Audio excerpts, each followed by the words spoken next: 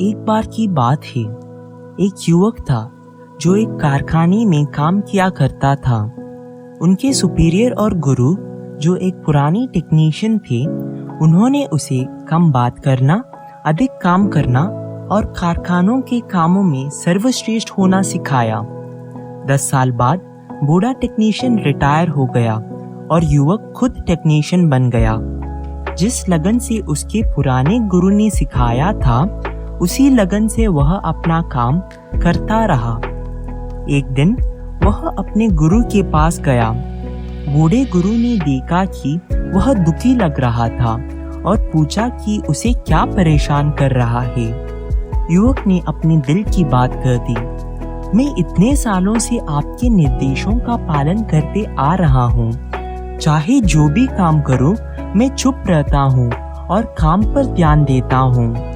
मुझे पता है कि मैंने कारखाने में अच्छा काम किया है और मैंने वहाँ सीखे जा सकने वाले सभी काम सीखे हैं। जो मैं नहीं समझ पा रहा वह यह है कि जिन लोगों के पास मेरे जितना अनुभव या क्षमता नहीं है, वे सभी को बढ़ावा दिया गया है, जबकि मैं अभी भी उतना ही कमा रहा हूँ जितना मैं पहले किया करता था। बूढ़े गुरु ने पूछा, क्या तुम निश्चित हो कि तुम कारखाने के लिए अनिवार्य हो गए हो? युवक ने हाँ करते हुए सिर हिलाया। गुरु सोचने लगे।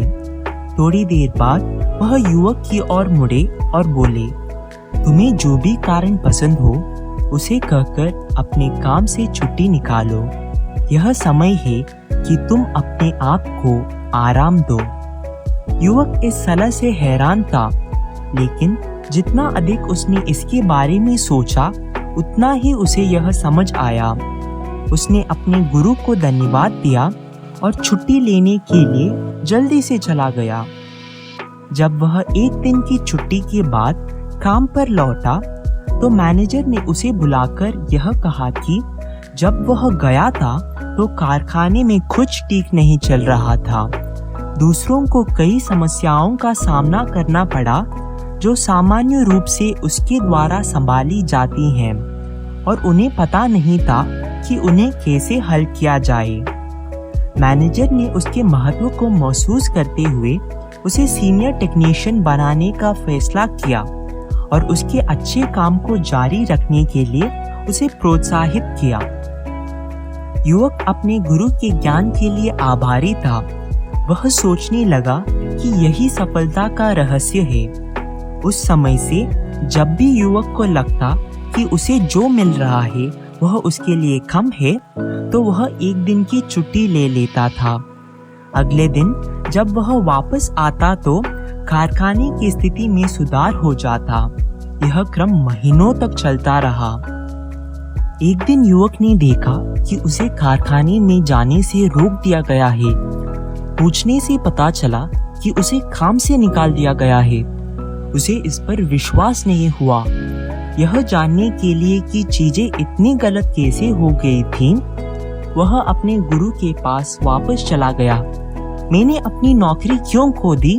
उसने गुरु से पूछा। क्या मैंने आपकी सलाह के अनुसार सब कुछ नहीं किया? वास्तव में कहूँ तो तुमने नहीं किया, क्योंकि तुमने केवल आधी बात सुनी थी। बूढ़े गुरु ने कहा, तुम तुरंत समझ गए कि कोई भी उस प्रकाश बल्ब पर ध्यान नहीं देता जो हमेशा चालू रहता है, लेकिन जब बल्ब बंद हो जाता है, लोग अचानक उसे नोटिस करते हैं और महसूस करते हैं कि वे इसे हल्के में ले रहे थे। तुम उसे लागू करने के लिए बहुत उत्सुक थे। यह समझना कि तुम दूसरी बात सुनने से पहले ही चले गए। युवक को अब लगने लगा कि शायद उसने कोई बड़ी गलती कर दी है। दूसरी बात क्या है? गुरु धीरे से बोले। दूसरी बात पहले की तुलना में अधिक महत्वपूर्ण है। यदि एक लाइट बल्ब बार बार बंद हो जाता है, तो कभी ना कभी उसे दूसरे से बदल दिया जाएगा जो अधिक भरोसेमंद है। वह लाइट बल्ब कौन चाहेगा जिस पर भरोसा ना किया जा सके? यदि हम अपने जीवन में देखें तो क्या आपके ऐसे दोस्त और परिवार के सदस्य हैं जिन्हें आप महत्व नहीं देते? वे हमेशा आपके साथ खड़े रहते हैं। क्या होगा अगर एक दिन वे नहीं रहेंगे?